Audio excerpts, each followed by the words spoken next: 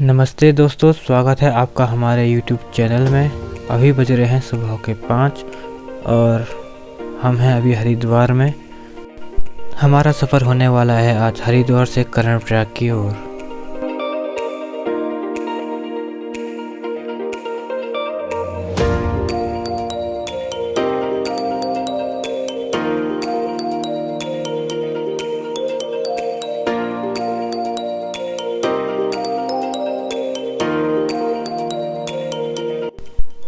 हमारा आज का सफ़र होने वाला है रूपकुंड पर्यटन विकास समिति की नंदा देवी एक्सप्रेस सेवा में, जो कि कई वर्षों से अपनी सेवाएं निरंतर दे रही है।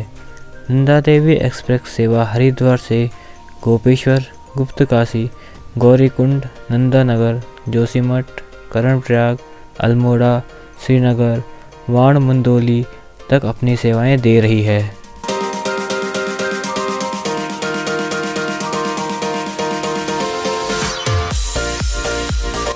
हमारी बस का समय था सुबह 6:45 पर हरिद्वार से गोपेश्वर की ओर, पर अभी बस को जाने में काफ़ी समय था क्योंकि हमारी बस से आगे कई बसें और थी जो कि अन्य रूटों पर अपनी सेवाएं दे रही है, जैसे विश्वनाथ सेवा, हिमगिरी एक्सप्रेस और नंदा देवी एक्सप्रेस, जो कि उत्तराखंड की प्राइवेट बसों में से एक है।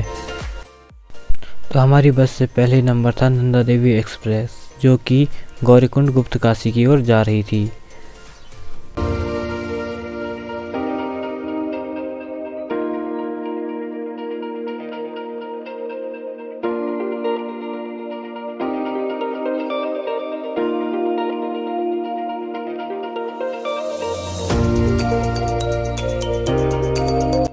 हरिद्वार में काफ़ी समय इंतज़ार करने के बाद हमारा स्टेशन पर सवारी बैठाने का समय समाप्त हो चुका था। आज के सफ़र में हमारे साथ हैं वाहन चालक श्री जगदीश जी और परिचालक है हमारे साथ श्री अनु कोटियाल जी। अनु कोटियाल जी जो कि इस बस के वाहन स्वामी भी हैं।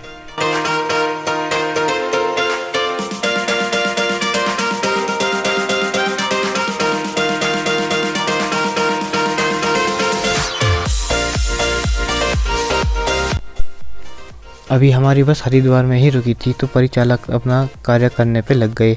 बस में जितनी सवारियां बैठी थी तो परिचालक उनका टिकट बनाने में लग गए।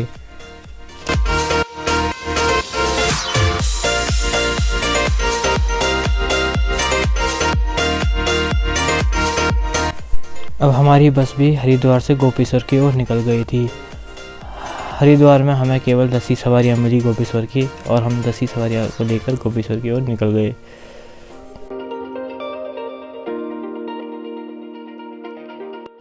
हरिद्वार उत्तराखंड का एक पवित्र नगर है जो कि सनातन का प्रमुख तीर्थ है। यह बहुत ही प्राचीन नगरी है। हरिद्वार में हिंदुओं के 7 पवित्र स्थानों में से एक है।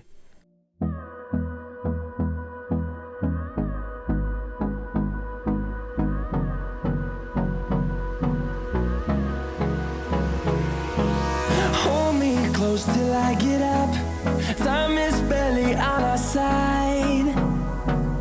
I don't wanna waste what's left. Haridwar से सफ़र करने के बाद हम पहुंच गए ऋषिकेश। ऋषिकेश भारतीय राज्य उत्तराखंड के देहरादून जनपद के निकट एक नगर है। यह गंगा नदी के दाहिने किनारे पर स्थित है। यहाँ नदी के किनारे कई मंदिर और आश्रम बने हुए हैं। इसे गढ़वाल हिमालय का प्रवेश द्वार भी कहा जाता है और विश्व की योग नगरी के रूप में भी जाना जाता है। ऋषिकेश में हमें ज़्यादा सवारियाँ मिली नहीं, न ही किसी सवारी ने उतरना था, तो इसीलिए हम ऋषिकेश में बिना रुके आगे निकल गए। And on we'll go.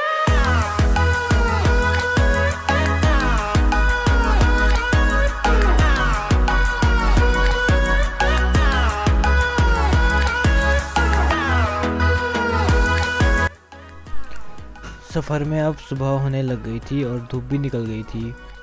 सुबह का ये दृश्य बहुत ही मनमोहक दिखाई दे रहा था।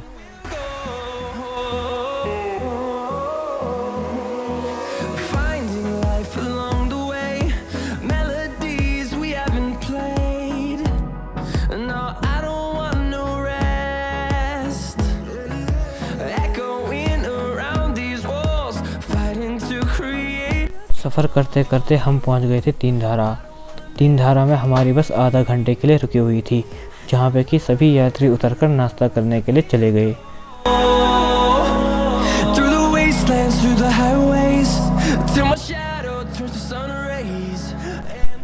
तीन धारा से नाश्ता करने के बाद वो हम अपने सफ़र की ओर आगे बढ़ गए।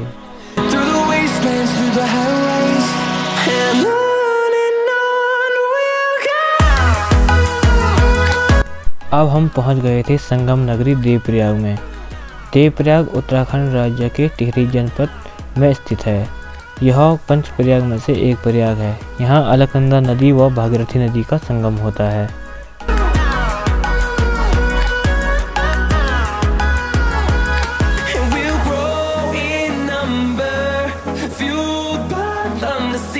देवप्रयाग क्रॉस करने के बाद हम पहुंच गए थे श्रीनगर। श्रीनगर पौड़ी जनपद में स्थित है, जो कि अलकनंदा नदी के किनारे बसा हुआ है।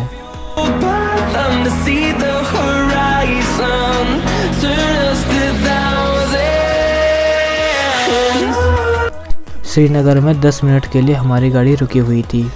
जिन सवारियों को श्रीनगर में उतरना था वो श्रीनगर में उतर गई थी और हम श्रीनगर से आगे की सवारियों को बैठाने के लिए रुके हुए थे।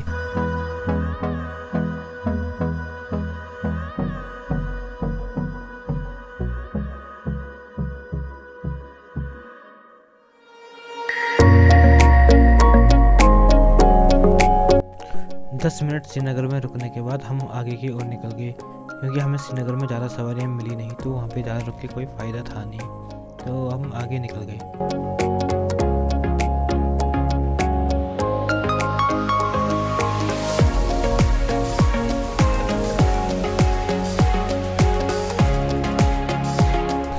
श्रीनगर व रुद्रप्रयाग के बीच में स्थित प्रसिद्ध मंदिर माँ धारी देवी।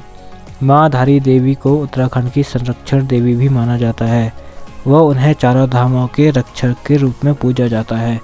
माँ धारी देवी का मंदिर 108 शक्ति स्थलों में से एक है।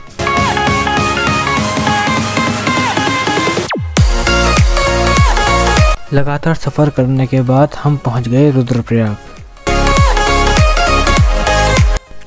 रुद्रप्रयाग में मंदाकिनी नदी व अलकनंदा नदी का संगम होता है और केदारनाथ यहाँ से केवल 86 किलोमीटर की दूरी पर है।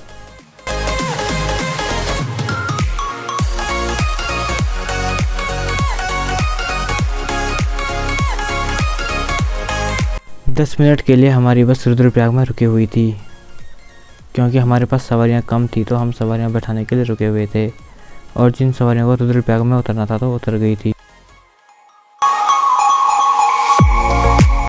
10 मिनट रुद्रप्रयाग में रुकने के बाद अब हमारी बस आगे निकल चुकी थी।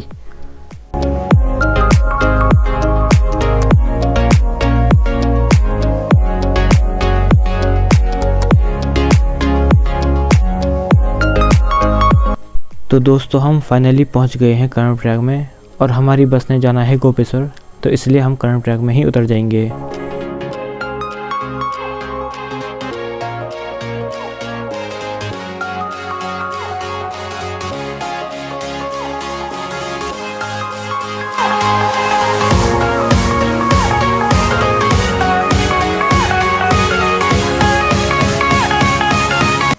कर्णप्रयाग में पिंडर नदी व अलकनंदा नदी का संगम होता है और यहाँ पे माँ उमा देवी मंदिर और कर्ण मंदिर भी है।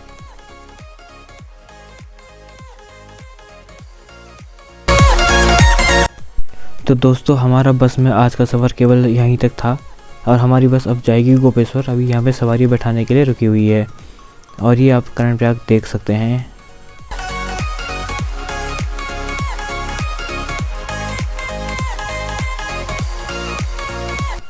बस परिवहन यात्रा का एक उत्तम स्रोत है। आइए मिलकर इन सेवाओं का लाभ उठाएं। तो दोस्तों आज की वीडियो में बस इतना ही। मिलते हैं एक नए सफ़र और नई जानकारी के साथ।